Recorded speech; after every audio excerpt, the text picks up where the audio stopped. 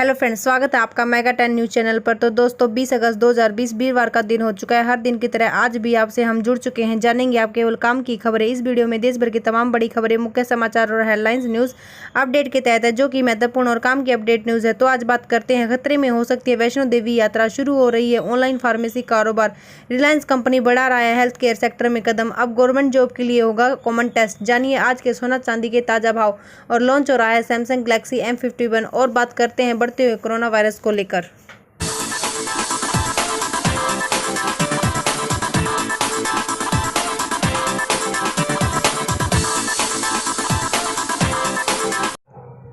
Reliance company petroleum के साथ अब हेल्थ केयर सेक्टर में भी बढ़ा रही है कदम। रिलायंस कंपनी भारत की श्रेष्ठ कंपनियों में से एक है।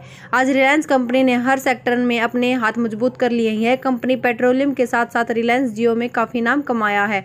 जियो सिम के साथ जियो फोन में काफ़ी पकड़ मजबूत की है। अधिकांश भारतीय कंपनियों के बीच रिलायंस अपनी श्रेष्ठ भूमिका निभा रही है। नेटमेट्स की चेन्नई की एक कंपनी दादा फार्मा ने बढ़ावा दिया। दादा परिवार का फार्मास्यूटिकल का अनुभव 1914 से शुरू हुआ। विटालिक और उसकी सहायक कंपनियां नेटमेट्स के रूप में जानी जाती है। यह कंपनी लाइसेंस प्राप्त ई फार्मा पोर्टल है, जो प्रमाणित पर्चे और ओवर द काउंटर प्रदान करता है।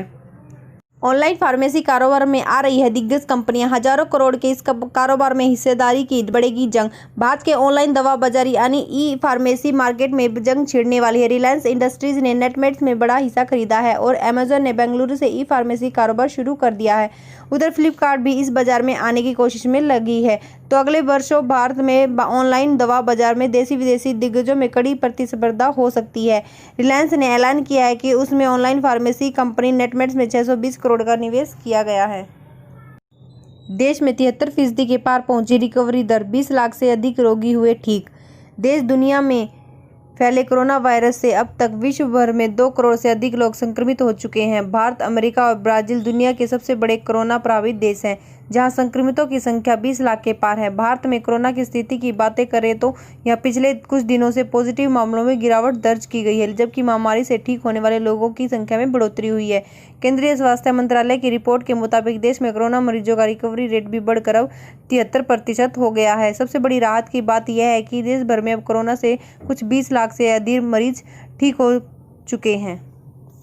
पटना की विशेष सीबीआई कोर्ट में चलेगा केस, गिरफ्तारी के बाद आरोपी वही होंगे पेश। अभिनेता सुशांत सिंह राजपूत की मौत के मामले में आखिरकार सुप्रीम कोर्ट ने सीबीआई जांच को मंजूरी दे दी है। बुधवार को इस संबंध में फैसला सुनाते हुए सुप्रीम कोर्ट ने कहा कि इस केस की जांच का अधिकार सीबीआई को है। देश की सबसे बड़ी अदालत ने बिहार में दर्ज की गई एफआईआर को भी सही ठहराया है। साथ ही सुप्रीम कोर्ट ने मुंबई पुलिस को सीबीआई जांच में सहयोग करने का फरमान सुनाया है। इस मामले में कुछ महत्वपूर्ण बातें हैं जो समझने वाली है। मसलन किस राज्य की सीबीआई ब्रांच जांच करेगी, आरोपी या संदिग्धों को यदि गिरफ्तार किया जाता तो उन्हें कहां रखा जाएगा।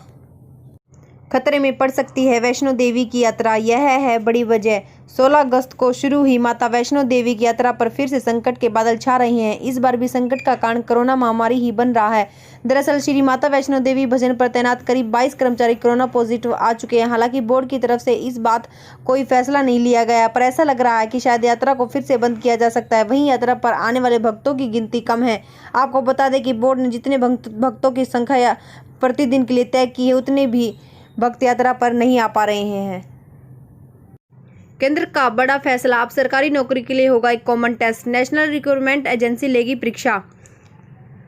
केंद्रीय कैबिनेट ने आज एक अहम फैसला लिया है। इसके अनुसार अब देश में सरकारी नौकरियों के लिए एक ही कॉमन टेस्ट होगा। अभी तक युवाओं को कई प्रकार के टेस्ट से गुजरना होता था, लेकिन अब सरकार ने इस नियम को बदल दिया है। नौकरी के लिए एक ही परीक्षा होगी, राष्ट्रीय भर्ती संस्था कॉमन एलिजिबिलिटी टेस्ट होगी, जिसका करोड़ों युवाओं को फायदा मिलेगा। केंद्रीय मंत्री प्रकाश जावड़ेकर ने बताया कि सरकारी नौकरी के लिए युवाओं ने बहुत से टेस्ट देने होते हैं। केंद्रीय मंत्रिमंडल ने इसे समाप्त करने के लिए एक ऐतिहासिक फैसला लिया है। कॉमन एलिजिबिलिटी टेस्ट आयोजित करने के लिए राष्ट्रीय भर्ती एजेंसी पर केंद्रीय मंत्री जितेंद्र सिंह ने कहा, कॉमन एंट्रेंस टेस्ट की मेरिट लिस्ट 3 साल तक मान्य रहेगी, जिसके दौरान उम्मीदवार अपनी योग्यता और पसंद के आधार पर विभिन्न क्षेत्रों में नौकरियों के लिए आवेदन कर सकते हैं। सोना चांदी लुढ़का, जानिए अपने शहर के 24 कैरेट और 22 कैरेट का भाव। सोना और चांदी की कीमतों में बुधवार को गिरावट हुई है। एचडीएफसी सिक्योरिटीज के अनुसार कीमती धातुओं की अंतर्राष्ट्रीय कीमतों में गिरावट के कारण बुधवार को राष्ट्रीय राजधानी दिल्ली में सोने का भाव 640 रुपये घटकर 54,269 रुपये प्रति 10 ग्राम हो गया। पिछले कारोबारी स्तर मंगलवार को 54,909 रुपये में प्रति 10 ग्राम पर बंद हुआ था। चांदी की कीमतों में भी बिकलाल दबाव का सामना करना पड़ा और पिछले कारोबार में यह 3,112 रुपये घटकर 69,450 रुपये प्रति किलो हो गया। पिछले कारोबारी स्तर मंगलवार को यह 72,562 रुपये प्रति किलोग्राम पर बंद हुआ था। सैमसंग गैलेक्सी M51 अगले महीने हो सकता है लॉन्च। इस फोन को मिलेगी चुनौती। स्मार्टफोन निर्माता कंपनी सैमसंग अपनी M सीरीज से अब एक नया स्मार्टफोन लॉन्च करने की तैयारी करने जा रही है। सोर्स के मुताबिक नया स्मार्टफोन गैलेक्सी M51 होगा, जो कि अगले महीने सितंबर में लॉन्च किया जा सकता है। वहीं अब इस स्मार्टफोन को US FCC सर्टिफिकेशन साइट पर सपोर्ट किया गया है। हालांकि कंपनी की तरफ से अभी तक इस फोन की लॉन्चिंग की तारीख का खुलासा अभी तक नहीं किया गया है। PF अकाउंट से पैसे निकालने में नहीं आएगी कोई परेशानी, अपनाएं ये तरीके। कोरोना महामारी के बीच बेरोजगार हुए लोग PF अकाउंट में जमा राशि निकालने पर विचार कर रहे हैं। आप एम्प्लॉय प्रोविडेंट फंड अकाउंट से पैसे निकाल सकते हैं। EPF खाते से पैसा निकालने के लिए कुछ नियम और शर्तें हैं। कई बार लोगों को नौकरी छोड़ने के बाद PF अकाउंट में जमा राशि निकालने में परेशानी आती है। इसके पीछे जो वजह है आमतौर पर देखने को मिलती है वो PF खाते में दर्ज नाम, जन्मतिथि, पैन कार्ड या आधार से जुड़ी जानकारी में किसी प्रकार का अंतर होना, जिस वजह से कई बार PF अकाउंट में जमा राशि निकालने या ट्रांसफ़र करने वाले लोग परेशान हो जाते हैं। आपको इस तरह के भविष्य में समस्या ना आए, इसलिए हम लेकर आए हैं तमाम वो डिटेल्स जिसकी आप शिकायत दर्ज करा सकते हैं। तो अब बात करते हैं भारत में बढ़ते हुए कहर कोरोना वायरस के बारे में।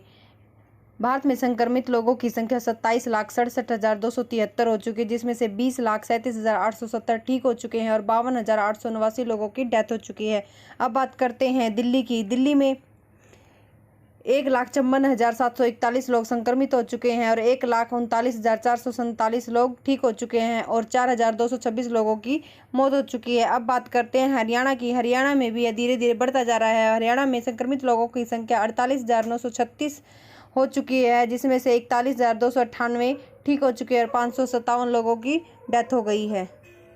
तो दोस्तों, आज का यह मुख्य समाचारों का वीडियो यहीं पर समाप्त करते हैं। आपको मेरा चैनल अच्छा लगा हो तो कमेंट जरूर करना। इस चैनल को लाइक और शेयर भी ज़्यादा से ज़्यादा करें। मेरे इस चैनल को सब्सक्राइब करें और सब्सक्राइब करने के बाद बेल आइकन को दबाएं, जिससे न्यूज़ अपडेट नोटिफिकेशन आपको टाइम से मिल सके।